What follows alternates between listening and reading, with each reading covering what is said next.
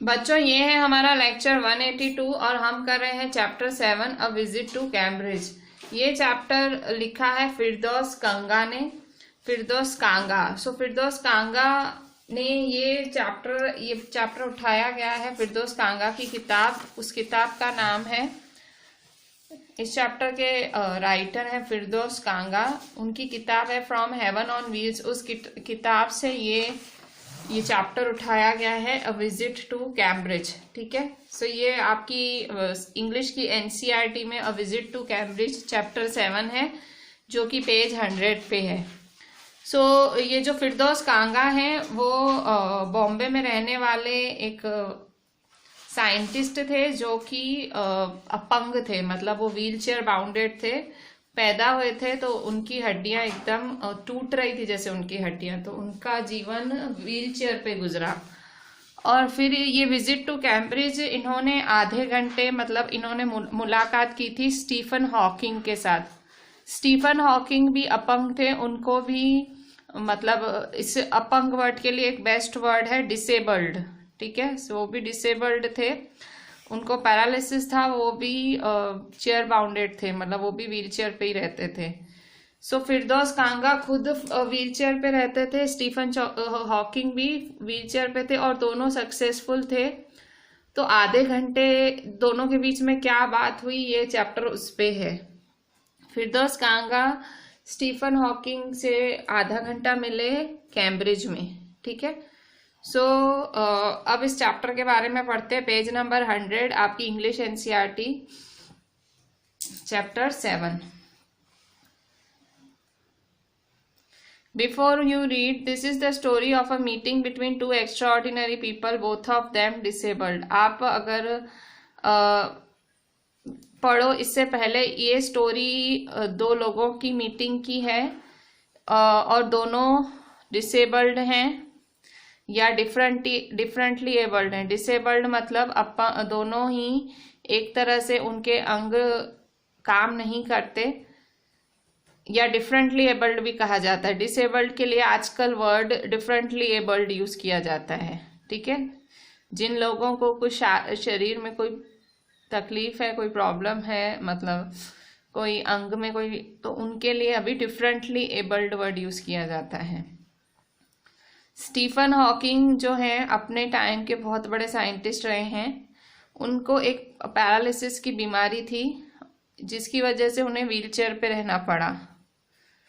वो बोल भी तभी पाते थे जब वो कंप्यूटर के बटन्स को पंच करते थे,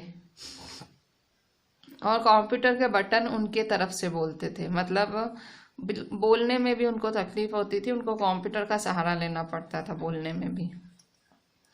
फिरदौस कांगा एक राइटर थे और जर्नलिस्ट थे, जो रहते थे और काम करते थे मुंबई में। फिरदौस कांगा साइंटिस्ट नहीं थे, वो थे राइटर एंड जर्नलिस्ट। ठीक है। स्टीफन हॉकिंग साइंटिस्ट थे, एंड फिरदौस कांगा कौन थे, राइटर थे और जर्नलिस्ट थे, जो मुंबई में रहते थे, काम करते थे। Kanga was born with brittle bones, उनकी हड्डियां ही ऐसी थी, टूटती थी, that tended to break easily when he was a child. ठीक है। मतलब हड्डियां एकदम सॉफ्ट, बहुत ही सॉफ्ट हड्डियों से पैदा हुए थे, और वो छोटेपन से ही वो हड्डियां टूट जाए वैसा था। Like Hawking, Kanga moves around in a wheel chair. जैसे हॉकिंग को व्हील चेयर पे चलना पड़ता था उनकी पैरालिसिस की वजह से, कांगा को भी उनकी हड्डियों की बीमारी की वजह से व्हील चेयर पे रहना पड़ता था। पहले पैराग्राफ में आपको इतना तो पता लग गया होगा कि स्टीफन हॉकिंग कौन है। Stephen Hawking, one of the great scientists of our time, he suffers from a form of paralysis that confines him to a wheelchair, allows him to see only by punching buttons on a computer. Firdaus Kanga, writer and journalist who lives and works in Mumbai. Kanga was born with brittle bones and tended to break easily when he was a child.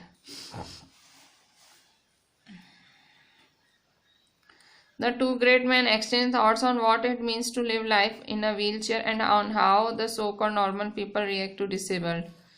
ये जो दोनों बड़े महान आदमी हैं, Stephen Hawking और फिरदौस कांगा, दोनों अपने विचार बता रहे हैं कि किस तरह से कोई लाइफ जी सकता है व्हील चेयर पे। ये दोनों तो जी रहे हैं, किस तरह से व्हील चेयर पे लाइफ जी जा सकती है, और कैसे जो नॉर्मल पीपल होते हैं वो कैसे ऐसे जिनको ऐसी प्रॉब्लम होती है उनके लिए वो कैसी फीलिंग्स रखते हैं। चैप्टर चालू हो रहा है। Cambridge was my metaphor for England and it was strange that when I left it had become altogether something else because I had met Stephen Hawking there. So इस लाइन का मतलब क्या है? Cambridge was my metaphor for England, मतलब writer बोलता है मेरे लिए इंग्लैंड कैम्ब्रिज था, कैम्ब्रिज इंग्लैंड था। ठीक है, मतलब हम जैसे कहते हैं ना कि मैं यहाँ गया, मैं ताजमहल गया, तो हम क्या बोलते हैं? मैं इंडिया गया। सो वैसे कोई बोले मैं कैम्ब्रिज गया तो कोई बोलेगा मैं इंग्लैंड गया, ऐसे। सो राइटर बोल रहा है मेरे लिए कैम्ब्रिज और इंग्लैंड एक ही थे। And it was strange that when I left it had become all together something else. बोले जब मैंने छोड़ा उसे तो मेरे लिए वो कुछ और ही बन गया। क्यों? Because I had met Stephen Hawking there. So Cambridge में उनकी मुलाकात किससे हुई? स्टीफन हॉकिंग से हुई। मतलब जब वो गए थे कुछ और सोच के गए थे, पर जब वहां से निकले तो उनके लिए उनकी सोच बदल गई थी। क्यों? क्योंकि इतने महान साइंटिस्ट स्टीफन हॉकिंग से उनकी मुलाकात हो गई थी। It was on a walking tour through Cambridge that the guide mentioned Stephen Hawking, poor man who is quite disabled now, though he is a worthy successor of Isaac Newton, whose chair he has at the university. मतलब वो Cambridge का tour लेने गए थे, फिरदौस कांगा। सो जब वो tour लेने गए तो गाइड होता है, मतलब सब बताने के लिए। सो जो गाइड था उन्होंने बताया कि भाई स्टीफन हॉकिंग भी हैं यहीं, और स्टीफन हॉकिंग के बारे में बोला पुअर मैन मतलब बेचारा स्टीफन हॉकिंग, अभी वो बेचारा डिसेबल हो गया है, मतलब अब उसको शरीर में प्रॉब्लम आ गई है। और पर वो सर इसैक न्यूटन जो खुद बहुत बड़े साइंटिस्ट थे उनका वर्थी सक्सेसर है, मतलब इसैक न्यूटन की तरह ही वो बहुत बड़ा ग्रेट साइंटिस्ट है, और इसैक न्यूटन की जगह उनको दी गई है यूनिवर्सिटी में। And I started because I had quite forgotten that this most brilliant and completely paralysed astrophysicist, the author of A Brief History of Time, one of the biggest bestsellers ever lived here. So तो बोले मैं आगे की तरफ बढ़ता गया क्योंकि मैं तो भूल ही गया था कि भाई मतलब वो बोल रहा है आगे राइटर कि भाई मैं तो भूल ही गया था कि भाई ये बहुत ब्रिलियंट, स्टीफन हॉकिंग बहुत ब्रिलियंट थे, पैरालाइज्ड थे पूरी तरह से, मतलब पूरा लकवा था उनके शरीर पे, लकवा, बोल तक नहीं सकते थे अच्छे से। एस्ट्रोफिजिसिस्ट थे, ठीक है, एस्ट्रो मतलब रिलेटेड टू एस्ट्रोनॉमी, चांद तारे वो सब, फिजिसिस्ट रिलेटेड टू फिजिक्स, ठीक है, एस्ट्रोफिजिसिस्ट थे मतलब साइंटिस्ट थे। द ऑथर ऑफ, और उन्होंने किताब भी लिखी थी, स्टीफन हॉकिंग ने किताब लिखी था a brief history of time, a brief history of time करके बुक लिखी थी, one of the biggest best sellers ever lived here, ठीक है। सो उन्होंने किताब लिखी थी a brief history of time, जो कि बहुत बिकने वाली किताब थी, ठीक है। When the walking tour was done, I rushed to a phone booth and almost tearing the cord so it could reach me outside. सो बोले जब ये भाई चलना पूरा हुआ सो मैं एक फ़ोन बूथ की तरफ भागा, ठीक है, मैं एक फ़ोन बूथ की तरफ भागा and almost tearing the cord so it could reach me outside phoned Stephen Hawking's house. तो बोले मैं फ़ोन बूथ की तरफ भागा और मैं फिर मैंने तुरंत स्टीफन हॉकिंग के घर फ़ोन किया। There was his assistant on the line and I told him I had come in a wheelchair from India. Perhaps he thought I had propelled myself all the way to write about my travels in Britain. I had to see Professor Hawking. Even 10 minutes would do. Half an hour, he said, from 3:30 to 4. उन्होंने phone किया Stephen Hawking के घर, और phone उठाया उनके assistant ने, और उन्होंने मतलब फिरदौस कांगा ने उनके असिस्टेंट को बोला कि मैं इंडिया से व्हील चेयर पे आया हूँ, और मैं यहाँ ब्रिटेन के ऊपर किताब लिख रहा हूँ, ट्रैवलिंग के ऊपर। मैं प्रोफेसर हॉकिंग से मिलना चाहता हूँ, भले 10 मिनट, पर मुझे चलेगा 10 मिनट भी अगर हो जाए। तो असिस्टेंट ने बोला कि आपको आधा घंटा दिया जाता है मिलने के लिए, और आप 3:30 आ जाइएगा, 4 तक आपकी मीटिंग है सर के भाई हॉकिंग के साथ। फिरदौस कांगा ने फ़ोन किया उनके असिस्टेंट को, और असिस्टेंट ने आधे घंटे का अपॉइंटमेंट दे दिया। And suddenly I felt weak all over. Growing up disabled, you get fed up with people asking you to be brave. And if you have a courage account on which you are too lazy to draw a check, the only thing that makes is seeing somebody like you achieving something huge, then you know how much is possible and you reach out further than you have ever thought you could. और बोल रहा है अचानक से फिर मुझे बहुत ज़्यादा वीक फील होने लगा भाई, बहुत ज़्यादा मैं अपने आप को कमज़ोर महसूस करने लगा, क्योंकि मैं बड़ा ही हुआ था डिसेबल्ड के रूप में, मतलब मैं बचपन से व्हील चेयर से ही बड़ा हुआ था। और ऐसे आप जब बड़े होते हो तो लोग आपको बोलते हैं कि बहादुर बनो, इस तरह से लोग आपको बोलते रहते हैं और आप एकदम ऊब जाते हो, क्योंकि घड़ी घड़ी द ओनली थिंग दैट, तो एक ही चीज़ आपको स्ट्रांग बनाती है अगर कोई डिसेबल्ड होता है तो, is seeing somebody like you, कोई आपकी तरह ही, अचीविंग समथिंग ह्यूज, कोई आपकी तरह ही कुछ बड़ा अचीव करे, मतलब आपकी तरह ही कोई डिसेबल्ड हो और कुछ बड़ा अचीव करे, तो आपको स्ट्रॉन्ग फीलिंग आती है। Then you know how much is possible and you reach out further than you ever thought you could, तो आपको पता लगता है कि क्या क्या आप कर सकते हो, क्या क्या आपके लिए पॉसिबल है, और आप उतना कर जाते हो कि आप सोचते भी नहीं हो आप कर पाओगे। I haven't been brave, said his disembodied computer voice. The next afternoon I have had no choice. उसने कहा कि भाई मैं हमेशा से बहादुर नहीं था, मतलब ये हॉकिंग के साथ बात हो रही है। वो बोल रहे हैं कि मैं बहादुर नहीं था, और मतलब वो कैसे बोल पा रहे थे, कंप्यूटर की मदद से बोल पा रहे थे। Next afternoon I have had no choice, पर मेरे पास कोई चॉइस भी नहीं थी।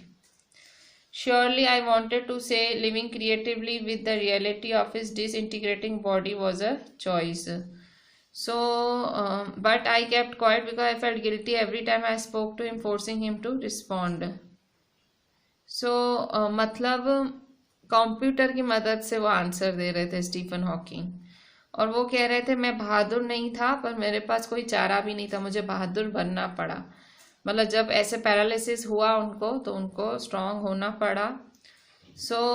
वो बोलना चाहते थे, जो कांगा है वो बोलना चाहते थे कि आप भाई जैसे जी रहे हो, देखो एक साइंटिस्ट के तौर पे जीना भाई, और ऐसे शरीर के साथ जीना, ये एक चॉइस ही है। मतलब अगर वो चाहते कोई और प्रोफेशन चूज कर सकते थे, पर उन्होंने ऐसा मतलब इसी प्रोफेशन के साथ कंटिन्यू किया। ऑब्वियसली ये उनकी चॉइस थी। बट आई केप्ट क्वाइट, पर वो चुप रहे। फिरदौस कांगा ने कुछ नहीं बोला आगे, क्योंकि फिरदौस कांगा को बुरा लग रहा था हर बारी जब वो स्टीफन हॉकिंग से बात कर रहे थे, और मतलब किसी सवाल का जवाब उनको देना पड़ रहा था। उनको अपने हाथ में छोटा सा स्विच दबाना पड़ रहा था, और वो क्या कर रहे थे, अपने कंप्यूटर में शब्द ढूंढते थे, और उनकी लंबी लंबी उंगलियां, पीली उंगलियां, ऑब्वियसली उनका बात करने का जरिया कंप्यूटर था, वो उनको दबाते थे, वो कंप्यूटर फिर बोलता था। Every so often his eyes would shut in frustrated exhaustion, और स्टीफन हॉकिंग की आंखें एकदम बंद हो रही थी बीच बीच में, फ्रस्ट्रेट हो रहे थे, परेशान हो रहे थे. And sitting opposite him I could feel his anguish, the mind buoyant with thoughts that come out in frozen phrases and sentences stiff as corpses.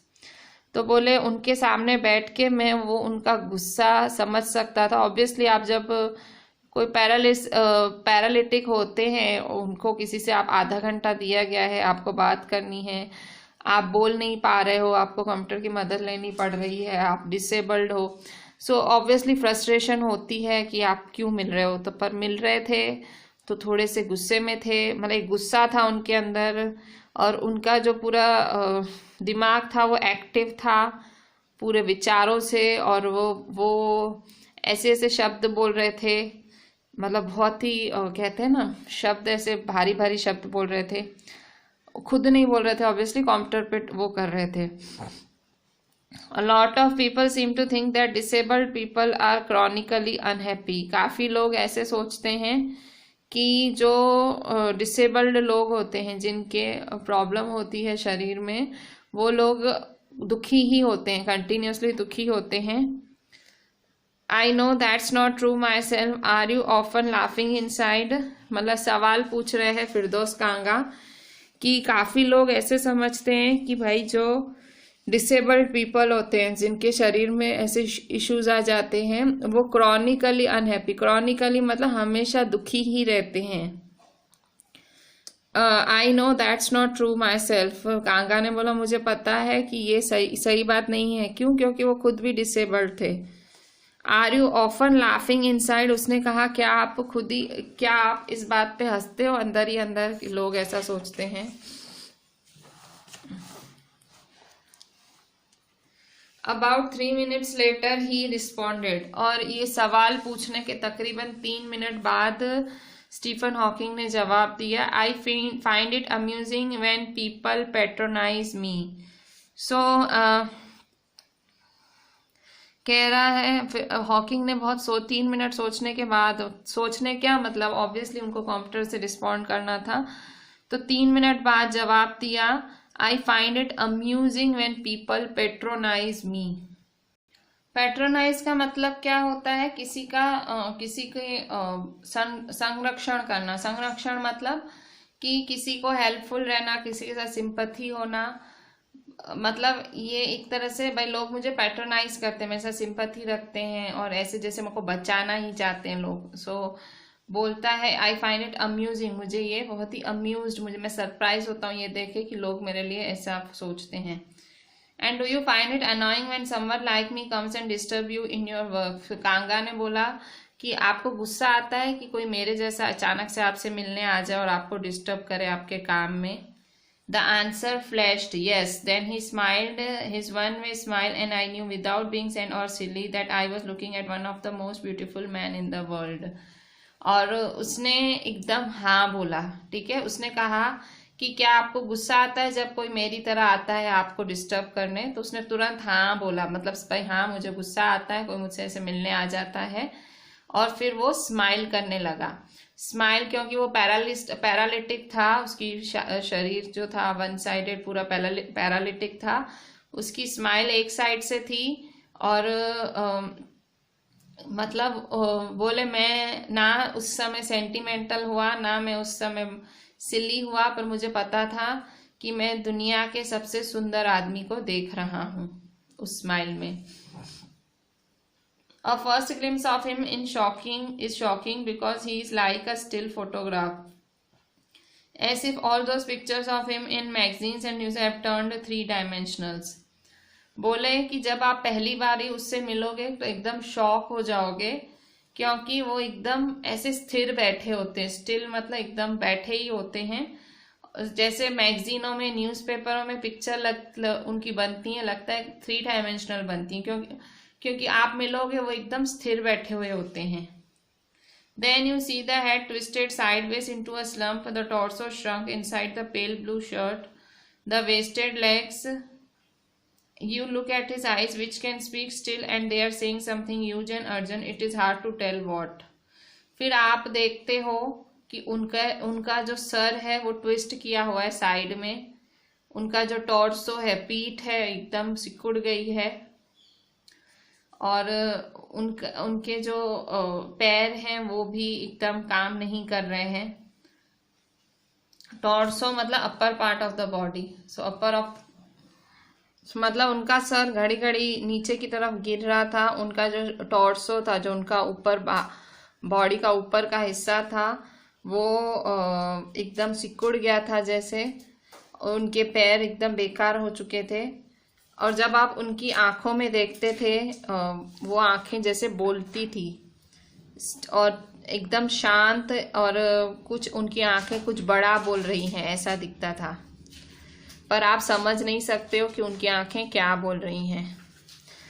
But you are shaken because you have seen something you never thought could be seen. पर आप एकदम हिल जाते हो उनको देख के, क्योंकि आप ऐसा देखते हो जो आप सोच भी नहीं सकते हो।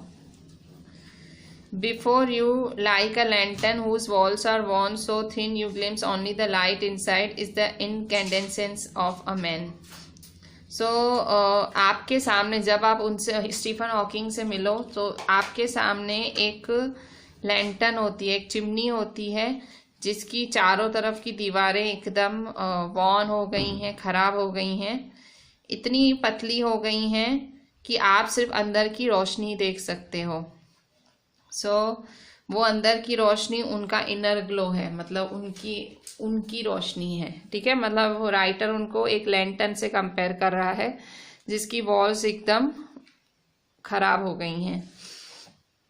The body almost irrelevant exist only like a case made of shadows. उनकी जो बॉडी है वो एकदम इररेलेवेंट दिखती है, मतलब एकदम इररिलेवेंट का मतलब क्या होता है, एकदम यूजलेस जैसे कहा जाता है ना, मतलब इररिलेवेंट मतलब इम्पोर्टेंट नहीं, वैसा मतलब बॉडी इम्पोर्टेंट नहीं हो जाती है।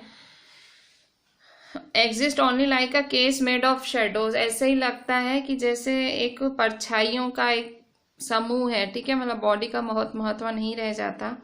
So that I know believer in eternal source, बोले कांगा बोलते हैं कि मैं बहुत ज़्यादा आत्माओं में नहीं मानता हूँ, मैं जानता हूँ कि पर हर कोई एक आत्मा ही है, हर किसी के अंदर एक पवित्र आत्मा ही है, और बाकी सब एक एसेसरी है, मतलब बाकी सब सिर्फ डेकोरेटिव है। मतलब वो क्या बोल रहे हैं कि मतलब हम लोग कैसे हैं, एक रोशनी है और रोशनी सबकी अंदर ही है, और जो शरीर है उसका कोई अर्थ ही नहीं है, शरीर एक शैडो से बना हुआ है, और मतलब आत्मा ही सच्चाई है, राइटर ऐसा बोल रहा है। अब वो आगे सवाल पूछता है स्टीफन हॉकिंग से, what do you think is the best thing about being disabled? I had asked him earlier. Stephen Hawking से वो कांगा सवाल पूछते हैं, फिरदौस कांगा, कि आप बताओ कि डिसेबल होना मतलब भाई अगर आपके शरीर में ऐसे कोई प्रॉब्लम है, सो डिसेबल होने का फायदा क्या है? जो वो पहले भी पूछ चुके थे हॉकिंग से, फिर से पूछ रहे हैं कि सबसे अच्छी बात क्या है डिसेबल होने की। सो हॉकिंग जवाब देते हैं, I don't think there is anything good about being disabled. तो वो कहते हैं कि कुछ अच्छा नहीं है, डिसेबल होने में तो कुछ भी अच्छा नहीं है। अगर आपका कोई शरीर का कोई अंग खराब है तो उसमें क्या अच्छा होगा। I think I said you do discover how much kindness there is in the world. So Kanga आगे बोलते हैं, पर आप देखते नहीं हो कि मतलब आप जब डिसेबल होते हो तो लोग आपके साथ कितने अच्छे से बिहेव करते हैं, कितने काइंड होते हैं, तो आपको पता लगता है कि दुनिया में कितनी काइंडनेस है। Yes he said, it was a disadvantage of his voice synthesizer that it could convey no inflection, no shades or tone, and I could not tell how enthusiastically he agreed with me. So Stephen Hawking ने सिर्फ yes कहा। अब वो yes एकदम plane yes था, ठीक है, क्योंकि वो किससे बात कर रहे थे, वो वॉइस सिंथेसाइजर की मदद से बात कर रहे थे। मतलब देखो, कांगा भी पैरालाइज्ड हैं और सामने स्टीफन हॉकिंग भी पैरालाइज्ड हैं, पर कांगा इतने ज़्यादा, जितना मतलब स्टीफन हॉकिंग को बोलने तक में प्रॉब्लम हो रही है, सीधे बैठ नहीं पा रहे हैं, सिकुड़ा हुआ शरीर है, ज़्यादा तकलीफ है उनको, तो वो बात तक वॉइस सिंथेसाइजर से कर रहे हैं और वॉइस सिंथेसाइजर सीधा वो जवाब देता है जो वो टाइप करते हैं। सो पता ही नहीं लगता है वो खुशी में दे रहे हैं, दुख में दे रहे हैं। बस अगर उन्होंने यस बोला तो यस ही सुनाई देगा, खुशी वाला यस है, दुख वाला वो नहीं। Every time I shifted in my chair or turned my wrist to watch the time, I wanted to make every one of our 30 minutes count. कांगा को उनसे मिलने के लिए पूरे 30 मिनट्स मिले थे स्टीफन हॉकिंग से। सो जब भी वो चेयर से थोड़ा घूमता था, क्योंकि वो भी व्हील चेयर पे ही था, तो थोड़ा ऐसे टर्न होता था ऑब्वियसली, सो इधर उधर होता था या घड़ी घड़ी अपनी घड़ी चेक करता था। तो वो चाहता था कि उस 30 मिनट का वो एक एक मिनट अच्छे से यूज करे। I felt a huge relief and acceleration in the possibilities of my body. बोले अब मुझे ऐसे लग रहा था कि भाई, क्योंकि स्टीफन हॉकिंग की ऐसी हालत देखे तो उसको भी लग रहा था, एक हाश हो रहा था कि मेरी बॉडी इतनी तो फ्लेक्सिबल है। How little it mattered than that I would never walk और इवन स्टैंड। तो उनको देख के उसको ऐसे लग रहा था, तो अगर मैं चल नहीं सकता हूँ या खड़ा नहीं रह सकता हूँ तो इसमें क्या हुआ, ठीक है। मतलब क्योंकि स्टीफन हॉकिंग का जो हालत था इनसे ज़्यादा बुरी थी। इनको ये चल नहीं सकते थे, खड़े नहीं रह सकते थे, पर स्टीफन हॉकिंग बैठ तक ढंग से नहीं सक रहे थे। सो उनको उस टाइम फिरदौस कांगा को अपना शरीर बेटर लग रहा था। Next point 103 page. I told him he had been an inspiration beyond cliche for me and surely for others. Did that thought help him? So, Stephen Hawking को फिरदौस कांगा आगे बोलते हैं कि वो हमेशा से इंस्पिरेशन रहे हैं। मतलब क्लीशे मतलब एकदम सोच से ऊपर वो इंस्पिरेशन रहे हैं मेरे लिए भी, क्योंकि वो खुद भी डिसेबल्ड थे, और उनके जैसे और लोगों के लिए भी। Did that thought help him? क्या ये सोच उन्हें हेल्प करती है, ऐसी सोच? No, he said, and I thought how foolish I was to ask. So इस पे एकदम स्टीफन हॉकिंग ने नो बोला। मतलब उसने, राइटर ने बोला कि वो सबके लिए एक इंस्पिरेशन है, और क्या ये सोच उनको हेल्प करती है कि आप दूसरे के लिए इंस्पिरेशन हो तो वो आपको क्या मदद करेगी। आप किसी को इंस्पायर कर रहे हो पर वो आपके लिए थोड़ी क्या मददगार चीज हुई। So no, he said, and I thought how foolish I was to ask. तो उसको लगा कि मैं कितना बेवकूफ हूं, मैंने ऐसा सवाल पूछा। When your body is a claustrophobic room and the walls are growing narrower day by day, it doesn't do much good to know that there are people outside smiling with and to see you breathing still. वो क्या बोल रहा है Stephen Hawking? Stephen Hawking बोल रहा है कि जब आपका शरीर एक बंद डिब्बे जैसा हो जाए, क्योंकि अब मतलब स्टीफन हॉकिंग को देखो तकलीफ बहुत ज्यादा थी। क्लस्टरफोबिक वर्ड मतलब होता है एक छोटा सा सफोकेटिंग, एक डर से बना हुआ रूम। मतलब वो डर ही बना रहता है, उसके शरीर से ही खुद को ही डर लगता है। सो बोल रहा है जब आपका शरीर एकदम क्लस्टरफोबिक हो जाता है और दिन ब दिन आपके शरीर की जो दीवारें हैं सिकुड़ती जा रही हैं, सो आपको अच्छा नहीं लगेगा कि भले बाहर के लोग आपको देख के स्माइल कर रहे हैं, आपको एडमायर कर रहे हैं, और आप इतनी मुश्किल से सांस भी ले रहे हो, ठीक है। इससे आपको क्या खुशी मिलेगी? मतलब ये दिखा रहा है स्टीफन हॉकिंग का जो उनकी जो शारीरिक प्रॉब्लम है वो बहुत ज़्यादा है। वो कह रहे हैं मेरा शरीर एकदम क्लस्टरफोबिक रूम की तरह है और जो वॉल्स हैं एकदम सिकुड़ती जा रही हैं। सो भले बाहर लोग मुझे देख के मुस्कुरा रहे हैं, मुझे एडमायर कर रहे हैं, पर मैं अभी भी परेशान ही हूँ। Is there any advice you can give disabled people something that might help make life better. बोल रहा है क्या कोई एडवाइस है जो आप देना चाहते हो डिसेबल्ड पीपल को, मतलब जो डिसेबल्ड पीपल हैं उन्हें कोई एडवाइस देना चाहते हो। Something that might help make life better, शायद उनसे उनकी लाइफ बेटर बन पाए। They should concentrate on what they are good at. So I think things like the disabled Olympics are a waste of time. So वो कहते हैं कि disabled लोगों के लिए वो क्या आंसर करते हैं कि जो डिसेबल्ड लोग हैं उन्हें खाली उस चीज़ पे ध्यान देना चाहिए जिस पे वो अच्छे हों। जैसे स्टीफन हॉकिंग खुद साइंटिस्ट हैं, सो उनकी साइंस एक स्ट्रेंथ है, सो वो साइंस पे ही ध्यान देते हैं। सो वो कहते हैं डिसेबल्ड लोगों को हमेशा जो उनकी अच्छी चीज़ें हैं उन पे ध्यान देना चाहिए। I think things like disabled Olympics are a waste of time. वो कहते हैं कि ओलंपिक्स का जो खेल होता है डिसेबल्ड लोगों के लिए वो वेस्ट ऑफ टाइम है। वहाँ पे डिसेबल्ड को दौड़ना होता है, चेयर मतलब कंपटीशन करनी होती है, सो उन्हें लगता है वो वेस्ट है। I know what you mean. I remember the years I would spend trying to play a Spanish guitar considerably larger than I was and how gleefully I had unstringed it one night.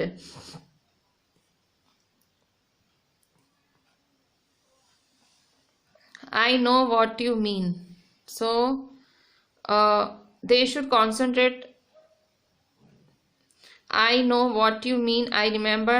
तो वो बोलता है कि मैं समझ सकता हूँ आप क्या बोलना चाहते हो, मतलब कांगा बोलता है स्टीफन हॉकिंग को, मैं समझ सकता हूँ आप क्या बोलना चाहते हो। मुझे याद है मैं एक स्पेनिश गिटार बजाने की कोशिश करता था और मेरे से भी बड़ा वो गिटार होता था, और हाउ ग्लीफुली, और मैंने आखिर एक रात उसे तोड़ दिया, हैप्पीली तोड़ दिया, क्योंकि मैं कर ही नहीं पा रहा था और मैंने उसे तोड़ दिया।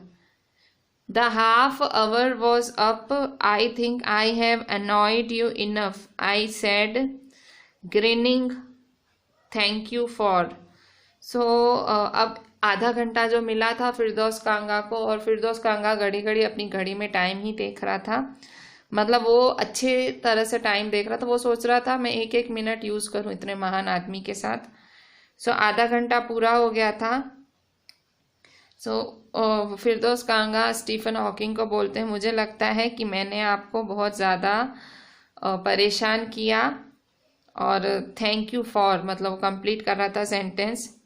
सो बीच में स्टीफन हॉकिंग ने टोका उनको, बोला stay, I waited.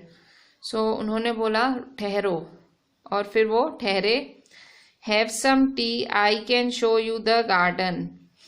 So Stephen Hawking ने कहा थोड़ी चाय पी ले यहाँ पे मेरे साथ, और मैं फिर तुझे मेरा गार्डन दिखाऊंगा। The garden was as big as a park. जो स्टीफन हॉकिंग का गार्डन था वो एक किसी पार्क से कम नहीं था, एक पार्क जितना बड़ा था वो garden. But Stephen Hawking covered every inch, rumbling along in his motorized wheelchair while I dodged to keep out of the way.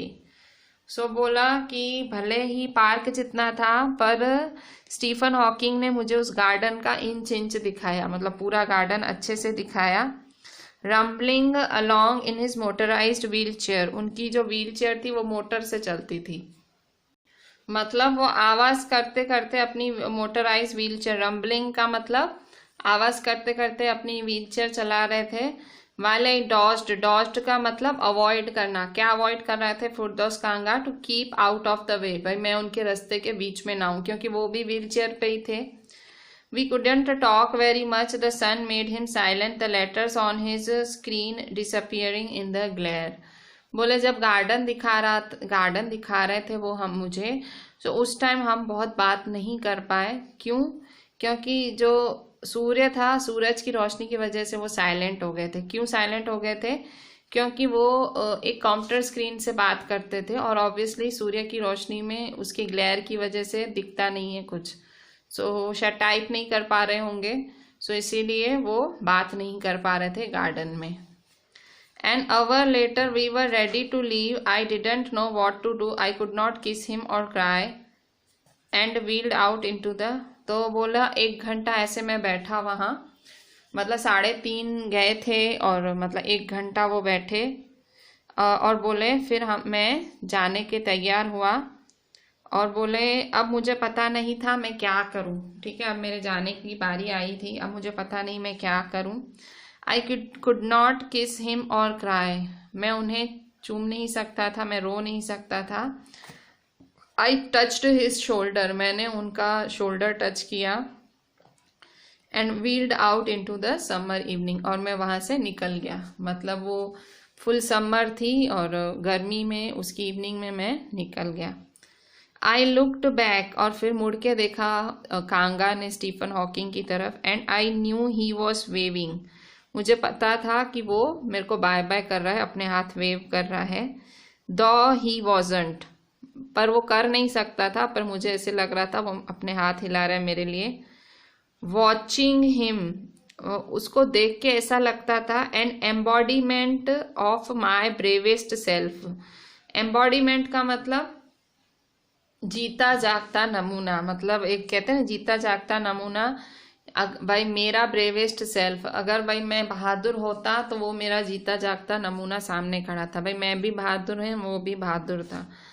The one I was moving towards the one I had believed in for so many years alone. बोले मैं इनकी तरह ही बनना चाहता हूँ और मैं believe करता हूँ कि मैं अकेले अकेले इनकी तरह ही बनूंगा। I knew that my journey was over for now, पर अभी मेरी जर्नी अभी के लिए पूरी हुई क्योंकि वो मिलने आए थे, सो वो एक जर्नी थी वो पूरी हुई, ठीक है। So this was story by Firdaus Kanga from heavens to wheel, ठीक है। सो इसके थोड़े से मीनिंग्स देख लेते हैं हम स्टोरी के। पहले तो देखो विजिट टू कैम्ब्रिज चैप्टर का नाम है। सो सबसे पहले एस्ट्रोफिजिसिस्ट की मीनिंग है। सो एस्ट्रोफिजिसिस्ट क्या है? Branch of physics dealing with star planets. मैंने आपको पहले ही बताया था भाई, फिजिक्स की ब्रांच जो स्टार और प्लैनेट से डील करती है। इसके बाद पेज नंबर 101 पे बायंट। सो बायंट का मतलब बहुत ज़्यादा, इंटेंसली एक्टिव एंड वाइब्रेट। कोई बहुत ज़्यादा एक्टिव है, कोई बहुत ज़्यादा वाइब्रेंट है, उसे बायंट कहते हैं। इसके बाद पेज नंबर 102 पे है वर्ड मीनिंग आपका टॉर्सो। टॉर्सो का मतलब upper part of the body, body का ऊपरी हिस्सा। इसके बाद है इनकैंडिसेंस। इनकैंडिसेंस का मतलब होता है इनर ग्लो और लाइट, मतलब अंदरूनी रोशनी। कहते हैं ना इंसान में एक रूहानी रोशनी होती है, अंदर की रोशनी होती है, हमें उस रोशनी को जगाए रखना है। एसेसरी। एसेसरी का मतलब नॉट इसेंशियल बट एक्स्ट्रा दो डेकोरेटिव। एसेसरी क्या होता है? ज़रूरी नहीं है, एक डेकोरेशन के लिए होता है। तो हमारा शरीर वही है, डेकोरेशन ही है, एसेसरी है हमारी आत्मा के ऊपर। Inflection, rise and fall of the voice in speaking. Inflection का मतलब बोलने में उतार चढ़ाव आना, ठीक है, बोलने में उतार चढ़ाव आना, उसे कहते हैं इन्फ्लेक्शन। फिर पेज 103 पे क्लीशे। क्लीशे वर्ड का मतलब क्या होता है? फ्रेज और idea used so often that it loses it's meaning. Cliché का मतलब वो सोच इतनी ज़्यादा बारी आप यूज़ करते हो कि फिर उसका मतलब ही नहीं रह जाता है, ठीक है। आप घड़ी घड़ी उस वर्ड को यूज़ करते हो कि फिर उसका मतलब ही नहीं रह जाता। क्लॉस्ट्रोफोबिक। क्लॉस्ट्रोफोबिक वर्ड का मतलब है वेरी स्मॉल एंड सफोकेटिंग, जिसमें दम घुटता है, इतना छोटा। एक्चुअली क्लॉस्ट्रोफोबिया एक बीमारी है जिसमें आपको डर बना रहता है, अजीब सा डर बना रहता है, आपको ऐसे लगता है आप एक बंद कमरे में हो, वैसा एक आपको घुटन महसूस होती है, क्लॉस्ट्रोफोबिया। ग्लीफुली वर्ड का मतलब होता है वेरी हैप्पीली, ठीक है। So this was the chapter a visit to Cambridge. Page number जो पेज नंबर 100 से चालू हुआ था, a visit to Cambridge by Firdaus Kanga. और ये चैप्टर विकलांगों के, दिव्यांगों, ठीक है, बेटर वर्ड है डिसेबल्ड के लिए हिंदी में दिव्यांग, दिव्यांगों के बारे में स्टोरी है। जो कांगा है खुद एक दिव्यांग है, इंग्लैंड आए हुए थे घूमने और उन्होंने स्टीफन हॉकिंग से मिलना अच्छा समझा, मिले तो उन्होंने उनको देखा, उनको लगा भाई मेरी लाइफ तो इनसे बेटर है। पर स्टीफन हॉकिंग खुद एक बहुत महान साइंटिस्ट थे। ये रही उनकी फोटो, ये है स्टीफन हॉकिंग की फोटो और ये है फिरदौस कांगा जो कि उनसे इंटरव्यू लेने गए थे। So just read the entire chapter very properly, पूरा चैप्टर बहुत अच्छे से रीड करें 100 से 103 तक। एंड पूरा रीड करने के बाद जस्ट व्हाट्सएप मी कि ma'am I have read the entire chapter properly. आज आपको बहुत अच्छे से सिर्फ इस चैप्टर की रीडिंग ही करनी है। Thank you.